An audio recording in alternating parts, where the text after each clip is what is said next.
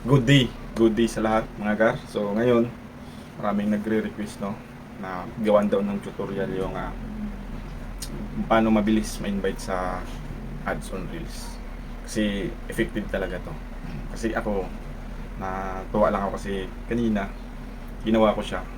No, meron lang mga konting gagawin. So pag nagawa mo 'yun, after 5 minutes, check mo ulit yung dashboard tools mo. Matic may invitation after 5 minutes. Oh, legit siya, legit. Ito yung mga ginawa ko, no. So, ayan, maraming nagtataka kung ba't mabilis akong nagkaroon ng in-stream ads, mabilis ako nagkaroon ng ads on Reels. So, dapat unang-una malinis yung ating Facebook, no, walang mga violation. No, kung ikaw ay nasa 5K na, 5K followers, napakabilis lang magkaroon ng ganitong tools. Ayan. So, unang gagawin, punta kayo sa profile ng Facebook ninyo. Ayan. Profile ng Facebook. Ayan. And then, yung profile nyo guys, i-screenshot nyo yan. Ayan. Yan ang pinakaunang photo na kailangan natin. Alright. After nyan, punta kayo sa View Tools. Yan. Yan. Yung dashboard nyo, kailangan i-screenshot nyo rin yan. Screenshot nyo rin yan. Nakadalawang photo na tayo. Pangatlo, punta tayo sa Monetization Tools. Yes, and then medyo mapagal lang yung signal na konti. Ayan, itong mga tools guys sa baba, kailangan i-screenshot din natin yan. Screenshot mo yan, nakatatlo na tayo guys. 5 yung kailangan dito. Okay, punta naman tayo dun sa may settings. Dito sa may help and support. Ayan.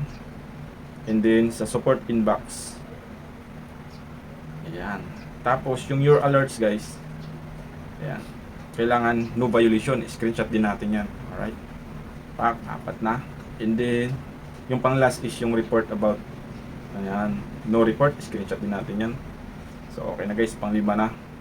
So ngayon okay na lahat. Ang gagawin natin, dapat may templates tayo. Ayan, ito ilalagay ko na sa comment section guys para makuha nyo yung copy. Ayan, may templates tayo dito guys. Parang i-message kasi natin si Mita eh. Ayan. Pakita ko lang sa inyo. Ikakat ko na lang to guys. Kasi medyo mahaba. May taguan kasi ako ng mga tools ko eh. Ayan. Ayan. Copy natin yan. And then, back tayo dun sa profile ng Facebook.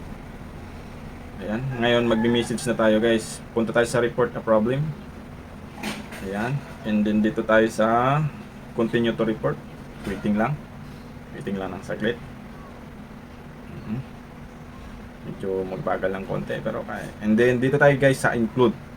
Yung i-click natin. Ayan. So kung page naman yung request mo na ads on Reels, punta ka sa page. Or dahil profile tayo sa Facebook, dito ako sa profile. Ayan. Ito na guys. Nandito na guys. Napakabilis. Effective to. Yun yung ginawa ko kanina guys. Ayan. Ilalagay na natin yung 5 photo na in-screenshot natin. Isa, dalawa, yan, 3 tools, and yung no violations, no reports. Yan, no reports. Yan. And then yung message natin, ika-copy paste na natin dito. Yung sa para sa hihingin natin na add tools kay Facebook. Ayan. Yan. Hello Facebook team. Yan, mga ganyan lang guys. Please give me a chance to have an ads on Reels on my Facebook. Mga ganun. Ilalagay ko na lang yan sa comment section para mabilis.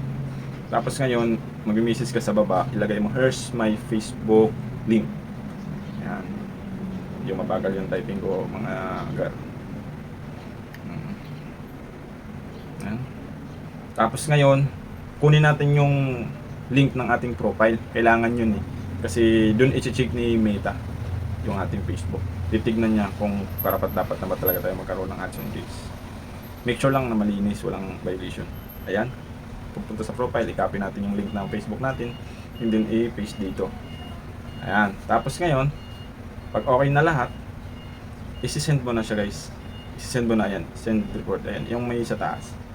Send mo na. Wait mo guys after 5 minutes. I-check mo yung tools. Oh, yan yung ginawa ko. After 5 minutes, nagkaroon agad. So sana lahat tayo magkaroon ng ganitong tools kasi malaking tulong ito sa atin. No, dito tayo nagkaka-earn ng income kay Facebook. So, ayan. Sana may natutunan kayo. Maraming salamat. Pa-share na rin ng video para marami tayong magkaroon ng ganitong tools. Okay, thank you.